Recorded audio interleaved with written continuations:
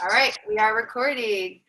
Hello, everybody. Welcome to the Love Rising podcast. Today, we are talking with Reed Davis on the importance of functional diagnostic testing. So this is a little bit of a deviation from our kind of normal subjects, but we're super excited to kind of dig into this and hopefully bring some clarity around why we might test, what we might test for, what the importance of that is, and all of that stuff, and just get to pick this guy's awesome brain about this stuff. So just as an official bio, Reed Davis, so over 11,000 clients with varying health issues have been helped to regain normal function and health because of Reed Davis and functional diagnostic nutrition, FDN. FDN is a holistic discipline that employs functional laboratory assessments and interpretations that identify malfunctions and healing opportunities at the root of most common health complaints. FDN includes customizing lifestyle and behavior programs, which encompass diet, rest, exercise, stress reduction, and supplementation recommendations. FDN embraces metabolic individuality and provides a step-by-step method that allows anyone to achieve repeatable, consistent, successful clinical outcomes. So amazing history here, and I'm super excited to know how, like, what your personal story is. How did you create FDN? Like, that's a huge, awesome thing that you did. So how did you do that? Yeah. Well, thanks so much. Mostly hard work. But I mean, honestly, I went to work in a clinic 20 years ago. I came out of the environmental law field, so I'd been studying what the environment was doing to the air and water and birds and trees and bees and all that. And then I turned my attention to what is it doing to people, including myself, my family. And so I went to work in a clinic, and I ran that wellness center in Southern California for 10 years. And over that period of time, I ran thousands of labs on thousands of people. I got to work with the doctors there in a very close and intimate way with the patients. And so the beautiful thing, in a way, is that I was not a physician. So I could not diagnose and treat anything specific. I had to work with general health principles. So I studied those principles, I learned them through and through, and I applied wellness principles to every person walking in the door. And the thing that amazed me the most was how they'd all seen 5 or 6 practitioners already. And so you're going to find people coming to you if you're a health coach or personal trainer or nutritionist and thing like this. That's what I am. And so they come to you and they already seen 5 people and they already spent all this money. And so it might have been naively at the time, but I thought, I'm going to be the last person they need to see. And so I spent 10 years running thousands of labs on thousands of people, as I said, and then only applying wellness principles to their behavior, to their life, to their situation. And it's amazing, remarkable, incredible that they got better. that was the weird thing, is that they actually got better than just going to, one practitioner to the next, trying one thing to fix one main symptom or something like that. So my sort of catch line, if you will, is we don't diagnose or treat anything specifically. We treat everything, every cell, every tissue, every organ, every system, non-specifically. Do this and you will get better. You will improve your health. As long as you're still breathing, you can make improvements. So that's it kind of in a nutshell. The bio you read was, a bit wordy. Basically, we look for underlying causes and conditions. We look for underlying causes and conditions. We call them healing opportunities.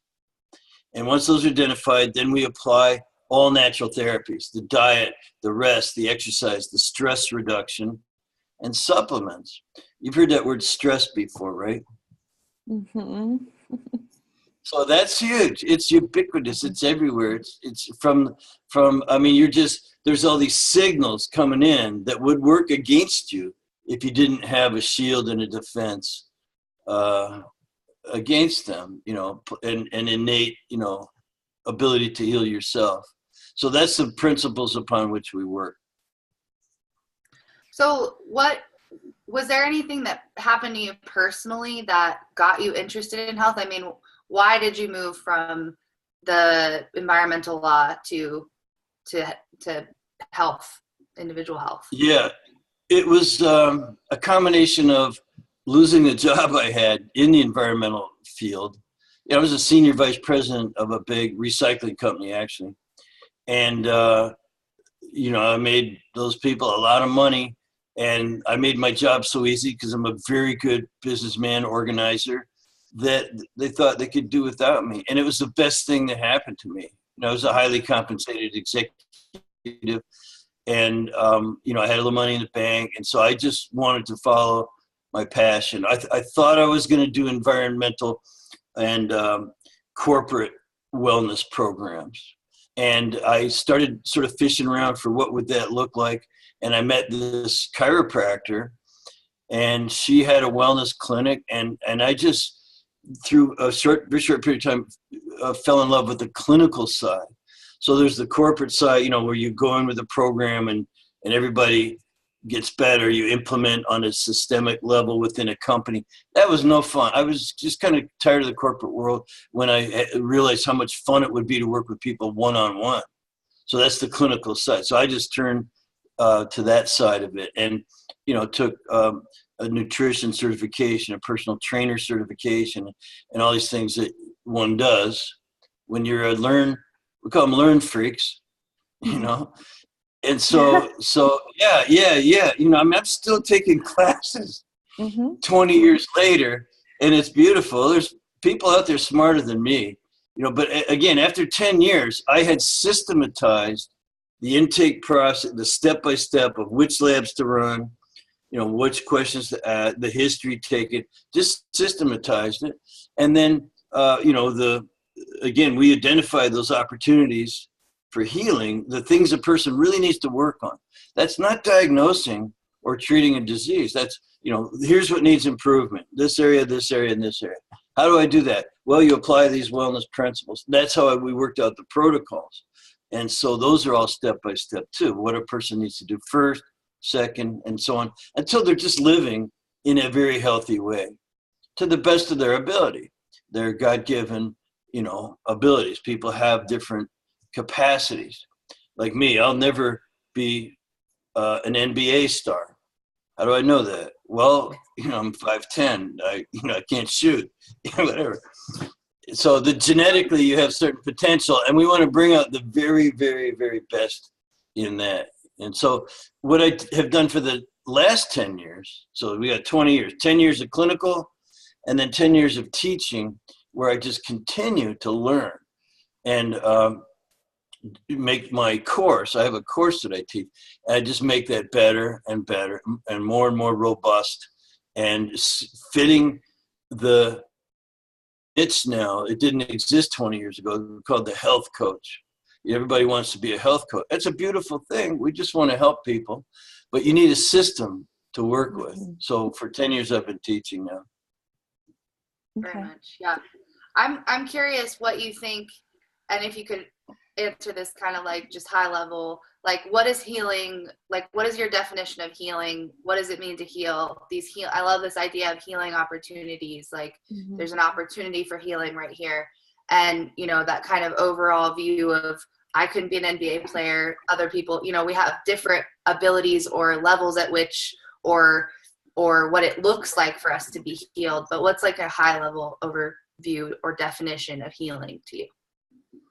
Well, it's a great question. And it's probably there's a healing intelligence. It's the expression of the intelligence that's in every cell, every tissue, every organ, every system, the entire organism. So there is this intelligence, and when it's working the way it's supposed to, you're healthy. And so what we have are signals that come in that are contrary to normal function. And so they could affect the tissues, they could affect the energy patterns, they can affect all kinds of things. And it's very complex. So that's kind of where the beauty of this system is. We look at the hormones, the immune system, digestion, detoxification, energy production, and the nervous system. So, which needs balancing. You have your autonomic, your fight flight, and you have your parasympathetic, which is you have your sympathetic and your parasympathetic, which is the rest and digest. All these things need to be working correctly, in balance, and we call that homeostasis. The medical term for balance is homeostasis. So everything in your body works within certain parameters. There's a plasticity, if you will. There's a physiological parameters. And you can stretch them a little, and they kind of do this. Like blood sugar, for instance. You can process a certain amount of blood sugar. Your body will handle about this much. And your blood sugar will go up and down and up and down.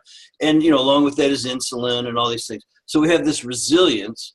But if you consistently are working the edges and pressuring it, you start to lose the ability to come back to quote unquote normal parameters.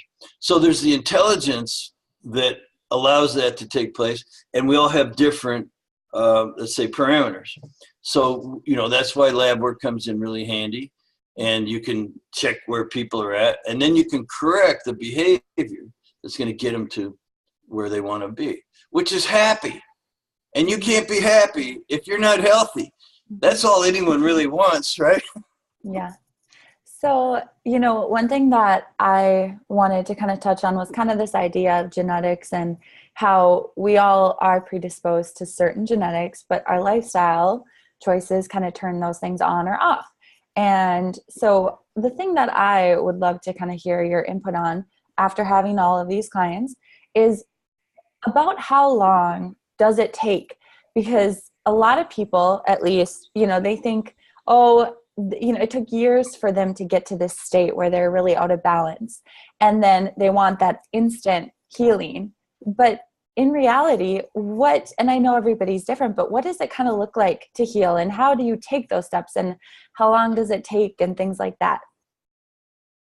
Well, another really good question. You guys are keeping me on my toes early in the morning here.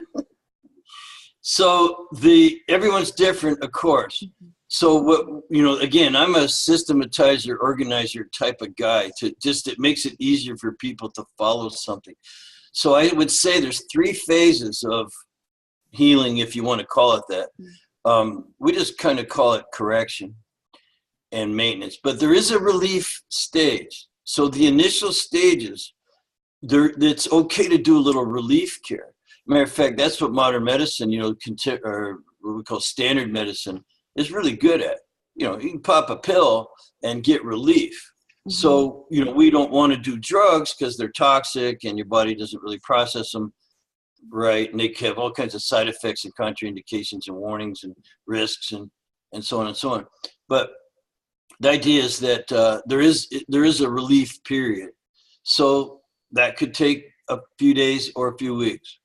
Then there's the correction period. This is where long-term chronic progress, chronic disease, like you said, someone has taken 10 years to get where they're at, or 20, or their whole life to get to where they're at. That's going to take some correction. So the corrective phase, if you will, could be 6, 12, 18, 24 months easily.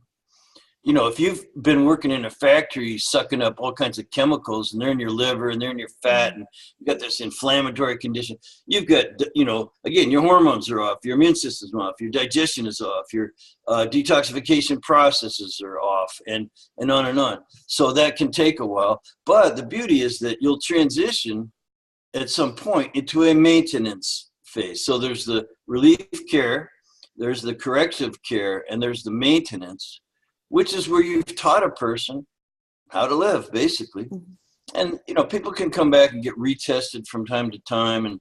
But generally we're educators. We're going to teach you the principles, and then it's up to you to live them. I don't control any processes in a person's body or what they do. I am a disciplinarian, though, as an old football coach. I have no trouble telling someone shape up or ship out. I can't work with you if you're not going to follow what I recommend. What do you want me to do? Repeat what I said 2 weeks ago? No, you do it. Like we have to sort of Get stuff done. That's my middle name. They call me GSD. Get stuff done. I like it. So anyway, it's a great question. How long does it take? Well, relief is, hopefully you get that right away. Let's take a lady who's having hot flashes and night sweats. You can't tell her it's going to take 6 months to balance your hormones out. So good luck with those. There is relief. There are things that are completely natural, pure, that, they're not toxic drugs. There's stuff you can do. And a lot of it's centuries old. There are home remedies, if you will, that are been around forever, tried and true, time honored. And, so we call them, those are kind of tricks, but it's okay. And then you got to do the work that got you in that shape. And don't blame everything on AIDS. So what are some of these tricks? Because I'm thinking, I do a lot with essential oils, and I'm like, essential oils, they help. Yeah. They can help with that relief stage, also with the correction period, but like with the relief stage. But what else? I feel like people are going to be like, well, what else? What else can I do in that interim that's not going to be toxic to my body, but still gives me some relief from whatever symptoms I'm experiencing?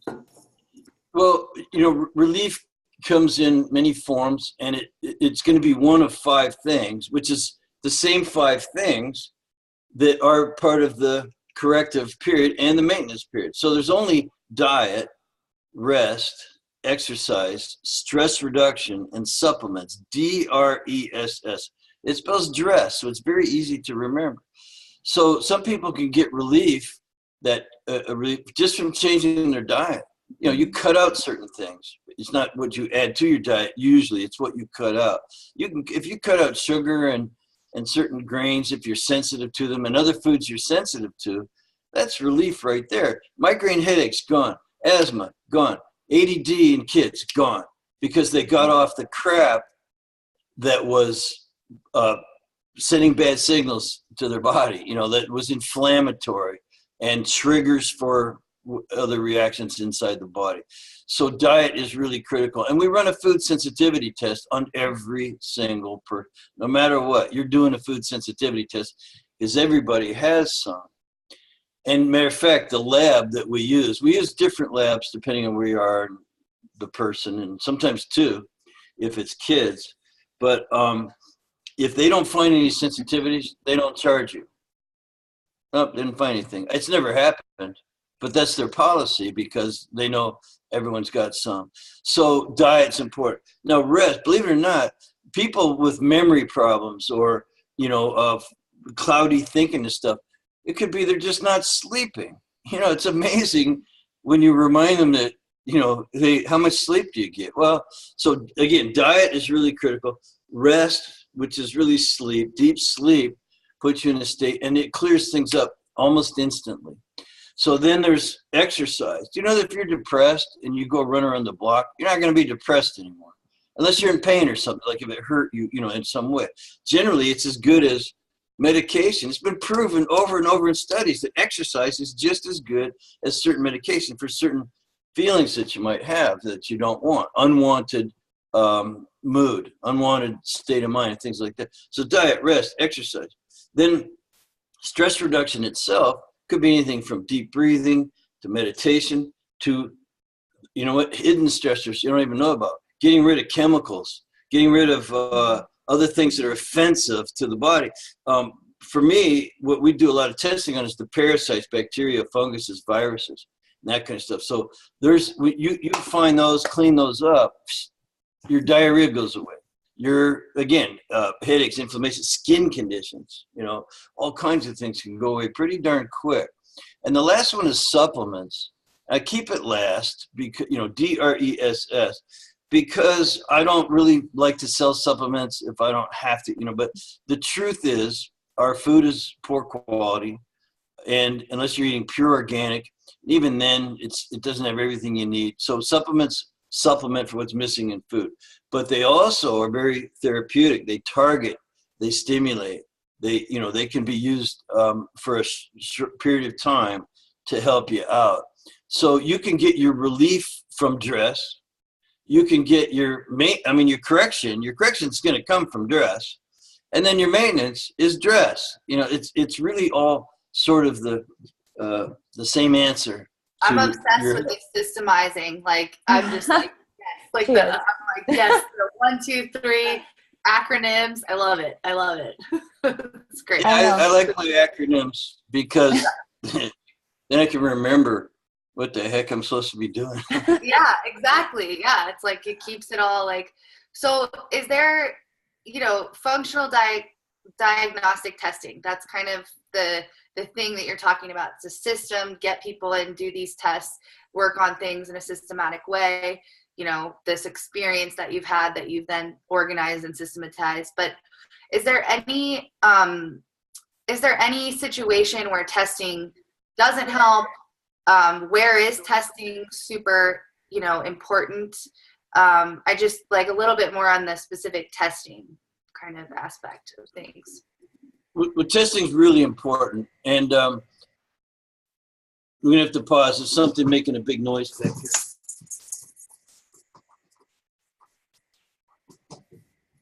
Love it. Oh, I love the simple, like 1, 2, 3. We could like write this out, guys, on YouTube. We're gonna write out 1, 2, 3 RESS, and we're all gonna be super healthy. Dressed. We're all gonna be dressed. I'm sorry, but you said that we would be able to cut that out on your thing. Someone just logged into my server behind us and it started making noise. All right, so what I just said was the testing is super critical. That's what I found out that I had to do to make me, number one, different from everyone else. People, again, as I said in the beginning, I was just amazed how many practitioners a person had been to, and they haven't resolved their main complaint. So that means that the person they went to see really wasn't investigating the underlying causes and conditions. They were quickly assessing what was wrong with the person, maybe, and then giving them something to do.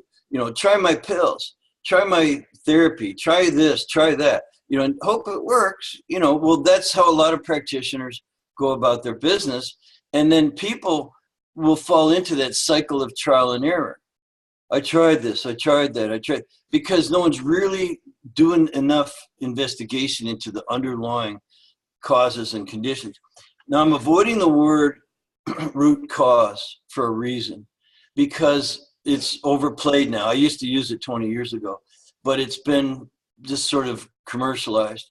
And the truth is, you may never find the root cause, but it's okay. You can have an effect on it.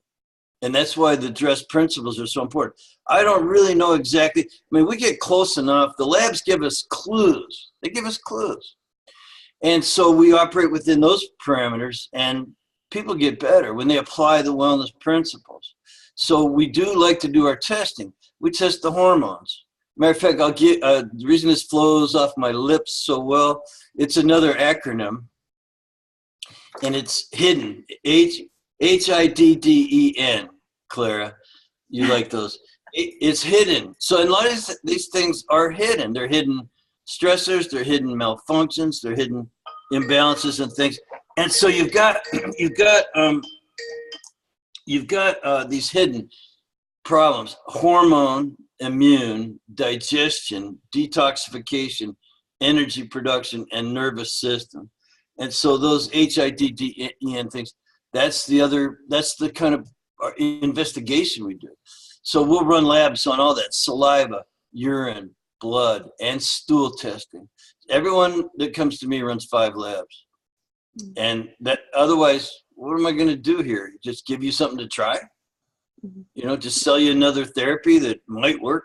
And we don't guarantee results, but you know what? When you run the labs and then you follow the protocols, the dress system, customized for you, you have very reasonable expectations. And that's a phrase you can write down too, because, reasonable expectations is all we can expect. You can reasonably expect a lot of good. You're designed to be happy and to be healthy. That's what is given. That's our birthright in a sense. We don't have too many, but those are a couple of them right there. Health and happiness. Yeah, I mean, I love all this stuff and I get excited about it and I'm going, oh, the dress, oh, it's so simple, right? But when clients come to you or if somebody's listening to this and they hear you, rallying off these things, it seems a bit overwhelming. So how does FDN simplify these steps and these actions to make them stick, not just for 2 months, not just for a couple weeks, but to create vitality within life? Well, you have to meet people where they're at, and you have to address their main complaints first.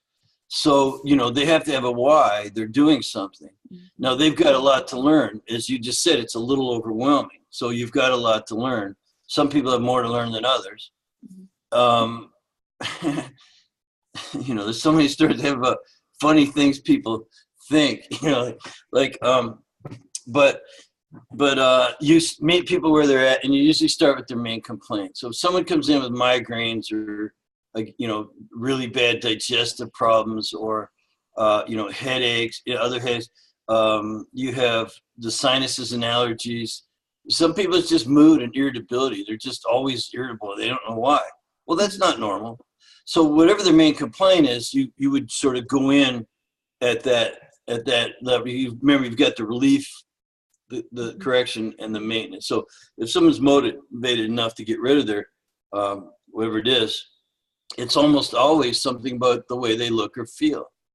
I mean, what else is there? What about the way you look or feel that you don't like, that you're willing to change, that you want to change? Well, you need a reason why, and we start there. So then, people might have a couple areas they're already pretty strong in, like I sleep perfectly. I sleep like a baby. Well, we wouldn't focus so much on that. Hopefully they're getting into the deep, there's REM sleep and non-REM sleep, and there's things. So my coaches have studied, because it's in my course, all the physiology, anatomy, biochemistry, and things that they need to know. But for our clients, it's you meet them in their weakest area. So, and again, considering the phases. So you've got people that already exercise pretty much. As long as they're not over exercising, and believe it or not, we have to tell people to slow down a bit. Mm-hmm. And, like or come back when you're not training for a mud run. I had a lady, well, I can't do it. I'm training for a mud run. So I go, well, let me know when it's over. Come back and you're going to sort of just chill a little bit, because that could be contributing to the chaos. I have a phrase called metabolic chaos. That's our one diagnosis, if you will. There's some chaos, metabolic processes. Everyone has weak links in metabolism. So that's what the labs help us identify. And we would start there. I hope I didn't, confound things, but you start at the weak area of their, first of all, you run the labs, you find out what they need to improve. And then in their life and the protocols, relief care, moving into correction as soon as possible. And what is their weakest area? For a lot of people, it's diet. And, they just eat terribly. They never exercise. They don't go to bed on time. There's some fairly simple things. And once you get those basics in, then you can, drill down and start fine tuning. It's more education, things like that. So this is something that I have, because I can run tests. I can read tests in my nutrition. I don't do as much just strictly nutrition as I used to, but I used to run a lot of tests. And what I found was that it didn't really matter what, I was always giving the same recommendations. I was always telling people to go to sleep more. I was always telling people to eat pretty similar in the same way for the most part. I was always telling people to reduce their stress, to be more mindful, and exercise. Most of my clients, it was actually exercise less, like you said. So I'm just wondering, I kind of started to feel like I was charging all this money to people and just to tell them the same stuff. And so I kind of backed off on the testing a little bit because I just felt like it wasn't always super helpful. How do you feel about that? Well, it depends on the test. There's some tests that are incredibly revealing, the and how you interpret them. So the thing that you don't ever want to do is treat the paper. They've already had enough of that. People had enough of treating the paper. So if you look at what's on the paper and say, oh, this number's low, what can we do to raise it? You could sort of, you find yourself saying the same thing or selling the same supplements or doing that. So we don't treat the paper. It's what does that person need to do? How do they need to behave to get it to change on its own, so to speak? But the other thing that you raise is that two things. One is that you're working with the general principles of health building, and they work. Right. And it is, there is a lot of, again, it's just 5 things: diet, rest, exercise, stress reduction, supplement. But there's a lot of different stressors. Again, the parasites, bacteria, funguses, viruses, food sensitivities, chemical sensitivities, all these different. So it's nice when you can identify within those areas something a little more specific or where you might target. So, but the other thing is that a lot of times the testing is more for the client than it is for me, Right. And it's very motivating when people see that they're not crazy. Yeah. So the system includes that interaction. Again, I worked at a clinic for 10 years. My job was patient education. And so finding ways to explain things, and the labs are incredibly helpful. And so, people have been to a doctor and they run a blood test saying there's nothing wrong with you. The person knows there's something wrong with me. And they go, well, here's this will make you feel better. And they go, I don't want to just take something to make me feel better. I want to know how to fix it. So that's where we come in, and we look, and that's very motivating. So it's a good point you made that, certain people, you form your impression very quickly, and you assess through history taking and just looking at them, and maybe, whatever physical assessments you might, there's ways, and maybe even some things they did get from their doctor, their blood levels for certain things. So you can form an impression just by looking at someone. Then you talk to them, your impression starts to improve and become more accurate. Then you can give them things to do within those 5 areas. But they've already heard that. They've been told to go diet and exercise by everybody. Right. So, we know that that's not enough. And do reveal deeper opportunities, and it's very motivating to the client to see it on paper and know that they're not crazy. They don't just need an antidepressant and shut up. Yeah. Take your pill. There's nothing wrong with you, lady. Here's something make you feel a lot better. Yeah. So I feel like it'll make you shut up. I feel like kind of what you're talking about is like the difference between functional and conventional testing. Like whereas the conventional way is like, here your vitamin levels and your blood sugar, and it's all in the normal range, so you're fine, right? Like, and they're saying, no, I don't feel fine. So is it how you interpret the test? Is it treating the paper versus treating the client? That's the difference between conventional testing. And because a lot of people get tests all the time, so they come to you as that 5th practitioner that they've seen, and you're like, right, I want to run more tests. And they're like, I've had all these tests. Look, here's all my papers. Generally, we don't run the same tests. And let me back up a bit, though, and say that doctors save lives. They're looking for something that's going to kill you. They do a great job of it. And they run, CBC, chem panels, and differentials, and these things. And they're just kind of making sure that you're not dying. Yeah. And so if there's nothing heroic, you're not dying. Congrats. Here's an antidepressant. So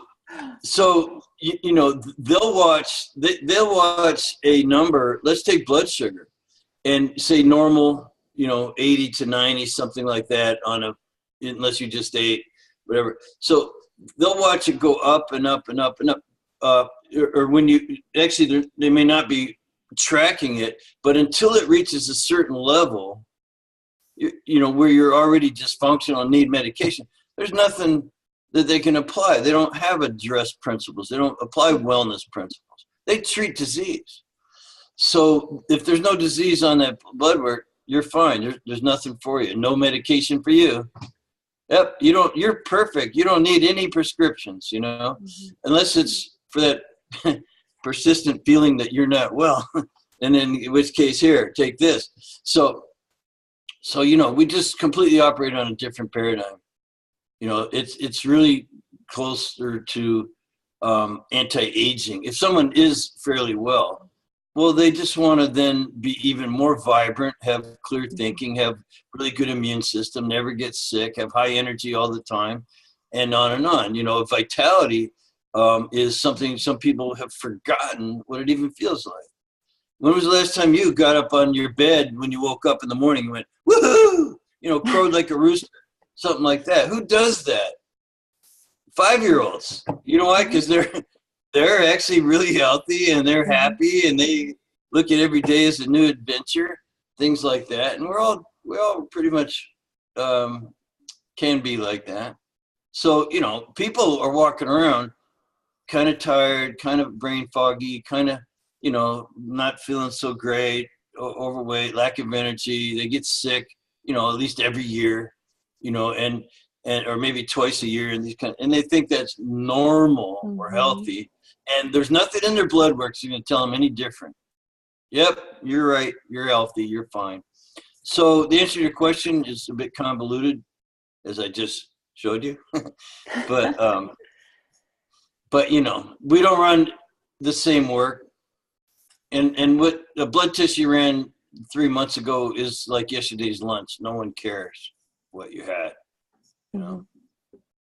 Yeah, I love that you brought up that people think it's just normal to walk around with these things, and we can't say that enough, that it's not normal, and you can have vitality until your last breath. And I remember being 21 years old, and I was not in the health scene as I am today, and I remember feeling so tired, and I kid you not, I said to myself, oh, this must be what it's like to get older. And I believed that. And so I just want, I love that FDN just focuses on these truly simple, the basics of wellness, right? The building blocks to create vitality, and reminding people that you don't have to feel this way all the time. I think that's really empowering. Yes, you're absolutely right. You have genetic potential and you want to reach it. You want to be at it. You want to be your very best. So I've studied anti-aging, which you just made me think of. And you've heard the new, 60 is the new 40 kind of a thing. And it's because people are starting to realize their true potential, and we used to be told it's kind of this arc where like you reach 40, maybe 50, and then you're over the hill, and then you're going to go down after that. And people, if you believe that and you sort of follow that and you slow down and, well, I'm older now, and you might actually get an ache or a pain or something. Body doesn't heal quite as fast and things. That's true stuff. But you really should think about getting up to about 40 and then staying there. There's no over the hill until you get about 80. So if you could live as a 40-year-old until you're 80, wouldn't that be a wonderful and amazing thing? Yeah. Or maybe longer. No, we're programmed to pass away, but that's okay. We at least, like you just said, you go out with vitality. Mm-hmm. Yeah. And I think it is so important that we do realize that. And that can be a big why for somebody, because, I think we all have had family members who have, passed away at the hospital. They've spent their last however many days, weeks, months, years at the hospital. And that's no way to go out. And people don't have to believe the idea of, I'm over the hill and this is what it's like to get older. Yeah, exactly. I had someone once complain to me that their shoulder hurt. And I said, well, what do you think it is? And they go, oh, it's just age. And I said, well, isn't the other shoulder the same age? Yeah. Exactly. I love that. Like, how come that one doesn't hurt too then? Oh yeah, what is it? Yeah. So I know it is something that people say a lot. It's like, you know, I'm just about 30, and so no, not old by any means, but I think there's something about like that 30 where people are like, oh, and I have a lot of friends that aren't doing this health and wellness stuff and aren't, you know, eating well, and they're stressed out and have really hardcore stressful jobs, and they're just like, it's like they hit 30 and they're just like, well, like now I'm old, you know, and it's like, that's, I mean, this is a very small portion of your life, 30 years. Like you're going to go on for at least 50 more, you know, unless something like accident happens or something like that. And we just be resigned to, you know, that kind of degradation or like decline for sure. And there's a lot of commercial interests that would have that suits their purpose, is to have you think that they can sell you stuff. Well, I'll tell you, it's been more than 30 years since I was 30. And so, you know, and I just feel, again, very dedicated to myself and learning, and then sharing that with others, you know, what I learn, and try to walk the talk. And you guys, obviously, you look very healthy and bright-eyed, which is, it's an indicator of something. And it's, you know, you're walking the talk. So that's another thing we tell our, or we just show our students and trainees, you know, that that's the first thing as a health practitioner, is to try to set an example. Same thing for moms and dads. You know, if you want your kids to be healthy, set an example. Yeah. You know, and you know, I didn't have that, but I kind of learned the hard way. If you don't do it, you will go down, and then they might be more likely to follow you. So I feel better than I did at 21, like Kylee was saying, and at better than I did at 25. Like I am definitely at the healthiest or the best I've felt, you know? And so I think that that's something to like take into account. You know, we think of like our 20s as like, oh, we're all healthy. I wasn't very healthy in my 20s. I was in college, I was eating crap, I was drinking a lot, like, and now I'm not, you know, I'm taking care of myself, and I just expect that to, you know, either improve or, you know, definitely at least stay the same. So yeah, for those of you out there who might be younger or older, you can get, you know, feel better with age, for sure. I would love to say that really quick too, is I think it's important to realize, and Reed, maybe you can touch on what ages you've really worked with, because I want our listeners to realize that no matter what age you are, it's never too late to start. It's never too late to really find that vitality. So kind of, can you tell us a little bit about maybe like what ages you've seen come in and all that stuff? Yeah, well, I've worked with every age, except for, you know, newborns, and then people who really are on their last leg, you know, like if they're in hospice, they're not a good client for me, you know, and babies, you know, they're just too little. You can't ask them anything, you know.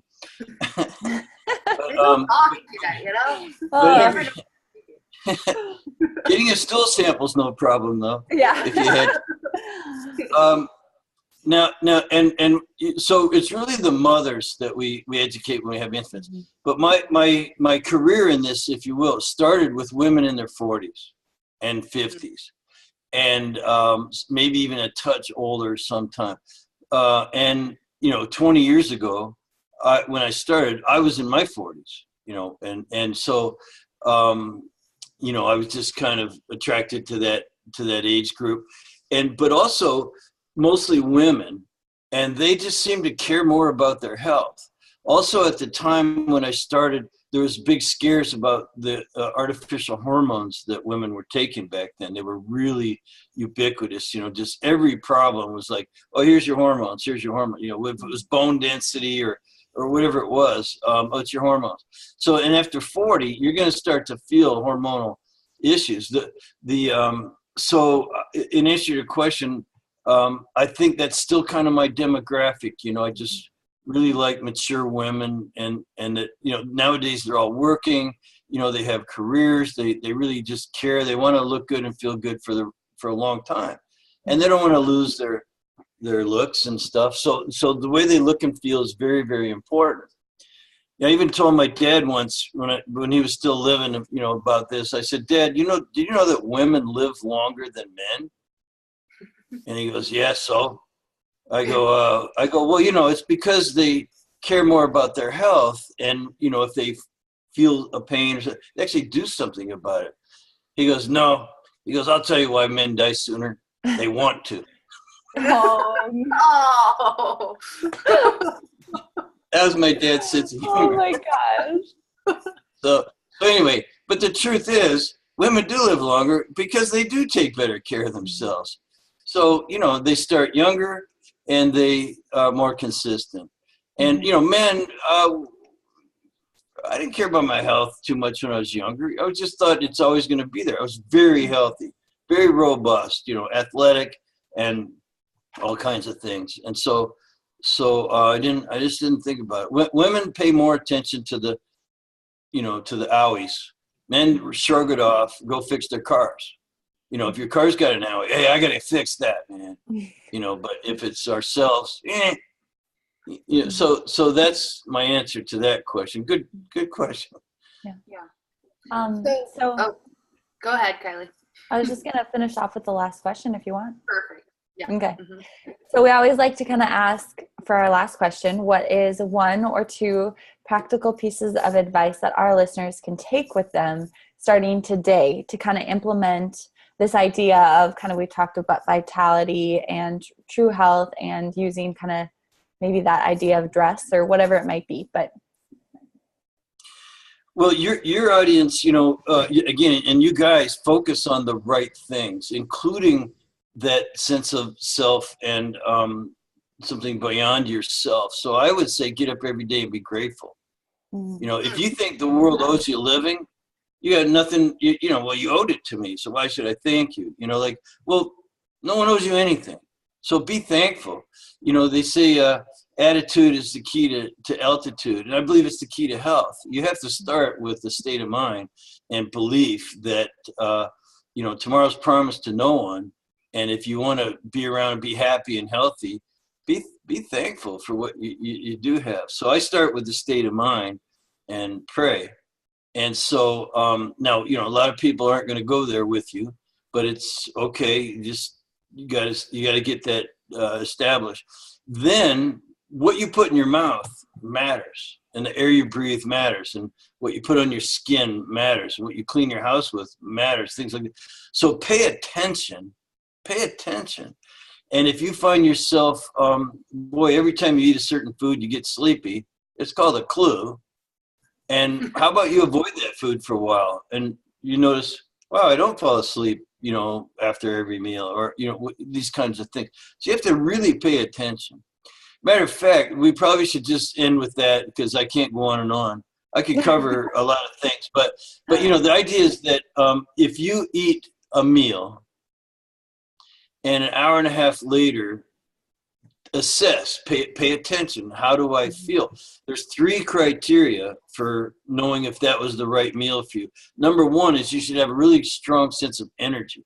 Food is meant to be consumed to give you energy on a cellular level and an overall level. So it should give you a lot of energy. If you're tired, fatigued, or something like that, you're probably not eating the right food. The next element that your meal should give you is satiety. You should feel full still. You're not craving anything anyway, unless you didn't eat much. You got to eat a meal. And but if you're craving, feel like something was missing, it probably wasn't the right meal for you. So and the other thing is sense of well-being. If you're crabby for no reason, that's not normal. You shouldn't feel irritated. You should actually have a sense of happiness, or at least be in a decent mood, from food. Food is our fuel. Food is supposed to satisfy you, no cravings. It's supposed to give you lots of good energy, and enough to get to the next meal. And then, of course, a sense of well-being.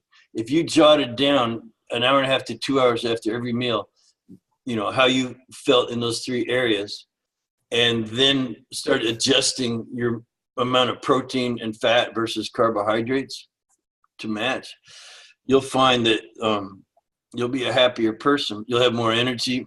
You'll have a better sense of well-being, and you won't be craving stuff all the time and eat the wrong stuff. So play with your protein and fat percentages, and don't eat crap. I love it. There you have it. Be grateful and don't eat crap. You heard it here first, folks. That's it. Yeah. That's all you need to know. Yeah. Awesome. Oh, I love it, and I'm glad that you brought the gratitude up, because that's something that we definitely talk about a lot on the podcast, is the mindset of a healthy, well-being. Yeah. So it's great. It's great. So thank you so much, Reed, for being on with us and answering our questions. And I know that people are going to find a lot of value out of this, and we're just super grateful for your time. We know you're busy, so. Yeah, thank you. You guys, you're very welcome. Anytime you want to talk about something, if you want to get into specifics ever, some of the stuff, I'm happy to come back. But you guys keep up the fantastic work. You're doing amazing things, and you're bright and cheery, and that's really where you need to start, as you just said. So thanks again. Thank you. Thank you.